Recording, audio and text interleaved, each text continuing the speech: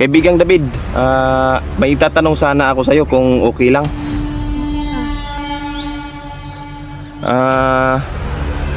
Ano ba yung nangyari kay Chris Aquino? But hanggang ngayon hindi pa rin siya na ang sakit daw ni Chris Aquino, kaya hindi na daw maagapan mga kaidol, no? At malala na daw, no? Siguro kung hindi pa daw masyadong malala, no, pwede daw. So ayan mga idol, no, mapagpalang hapon sa inyong lahat, no. So ayan, nagbabalik ulit tayo mga idol, no, para pumunta sa kaibigan nating si David mga idol, no.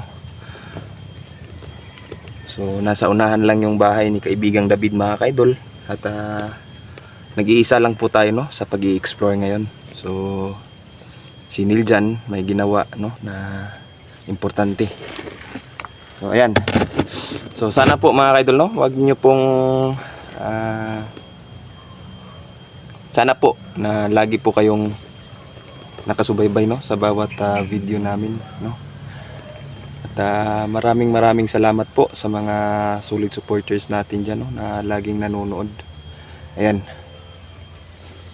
So papunta na tayo mga idol, no, sa kinaroroonan ni kaibigang David mga kaidol. Kung maalala nyo mga kaidol, no, dito tayo pumunta nung nakaraan, no. Ito yung itong ilog na to mga kaidol ay patay na, no.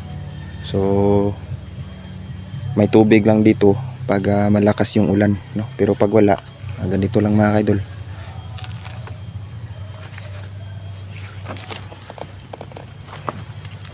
Tandaan lang tayo dito kasi mabato mga idol.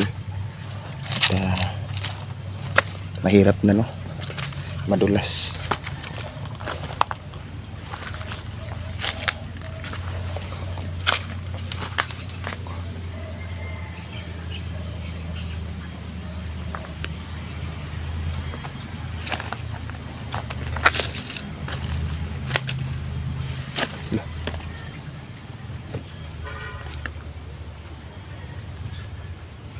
Andito na si kaibigang David mga kaidol, no. Kaibigang David? Kaibigan?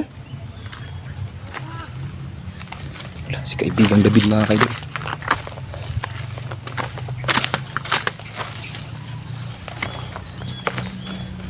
Yan. Yan. Kamusta na kaibigan?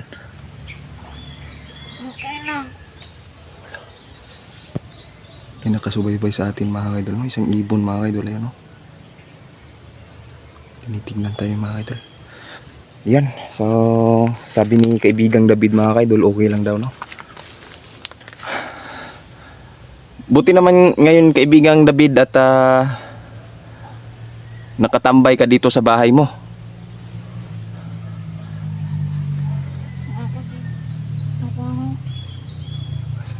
Walang trabaho.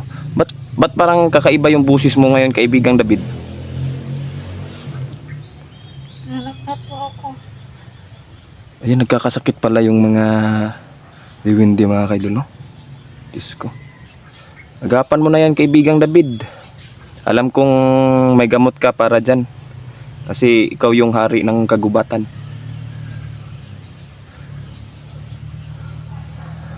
Kaibigang David, may itatanong sana ako sa'yo kung okay lang. Okay na. Ano ba yung nangyari kay Chris Aquino? But hanggang ngayon hindi pa rin siya na napapagaling ng mga doktor. Kaibigan? Apa? Ayan. So ayun mga kaidol, no, sabi niya isa daw importanteng daw to, kaya titilepati na lang daw niya mga kaidol, no, sa pamamagitan, no, kinakausap niya ako sa pamamagitan ng telepathy, no. So sabi niya mga kaidol, sabi ni kaibigang David sa atin na ang sakit daw ni Chris Aquino ay hindi na daw maagapan mga kaidol, no, at malala na daw, no. siguro kung hindi pa daw masyadong malala, no, pwede daw pumunta si Chris Aquino mga kaidol sa isang makapangyarihan na diwata mga kaidol, no, or sa isang duwende para humingi ng tulong, sabi ni kaibigang David.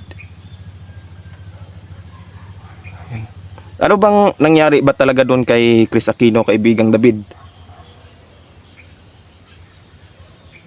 Ano po yon? Yan, sabi ni kaibigang David mga kaidol na isa daw mangkukulam, no, na may galit sa kanya yung gumawa.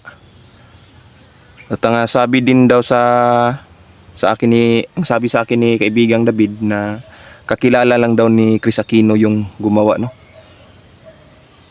Diyos ko. Yan. So sa panahon ngayon mga kaidol, no, hindi talaga pwede na basta-basta magtiwala, no, sa mga hindi mo kakilala, no. Lalo na yung taong yun ay may galit pala sa iyo, no. Kamusta yung pamumuhay mo dito, kaibigang David? Okay na. Okay lang? Yan. Opo. Yung pasalubong ko sa iyo nung nakarang araw, nagustuhan mo ba, kaibigang David? Opo. Yan, parang kakaiba talaga boses mo ngayon, kaibigang David, ah. Kaibigan? Opo. Parang malala na siguro yung ano mo ba? Malala na yung sipon mo tsaka ubo mo. Opo. Diyos ko. Kailangan mo nang agapan yung kaibigan, baka magkasakit ka ba? Paano na lang tong gubat dito? Alam ko naman na pinoprotektahan mo tong gubat dito at maraming masasamang bandido, no, mga adik. Alam ko tumutulong ka sa mga taong nangangailangan ng tulong. At nagpapasalamat ako sa iyo, kaibigang David, na may mabuti kang puso, no.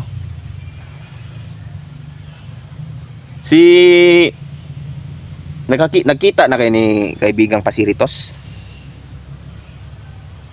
Opo. Anong sinabi niya sa iyo? Baka sinabi? Wala? Binisita ka lang siguro.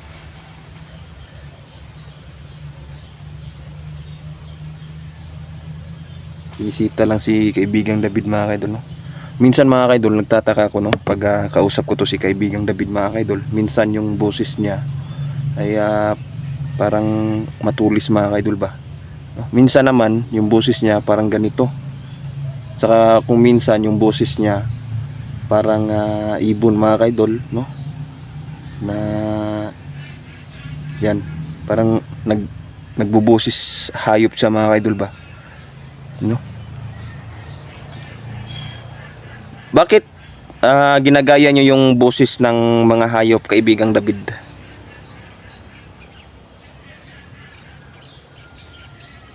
Kaibigang David, Opo. bakit nyo ginagaya yung mga boses ng hayop kung minsan pag kausap kita?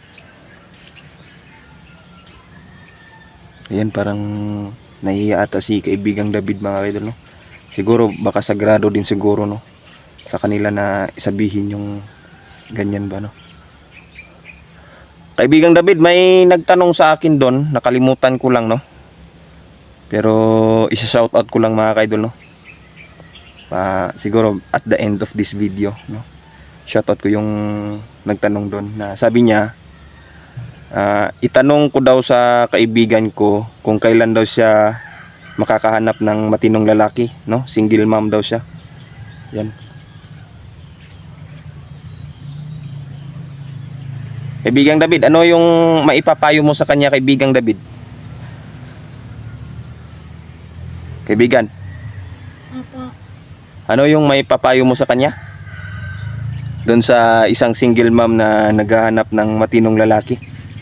Dahil medyo matanda na din siya, ano yung maipapayo mo sa kanya?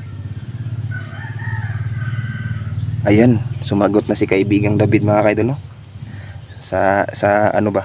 Dinirect niya sa utak ko, no? Sabi niya, tiwala lang daw, no? At darating daw sa kanya yung matinong lalaki.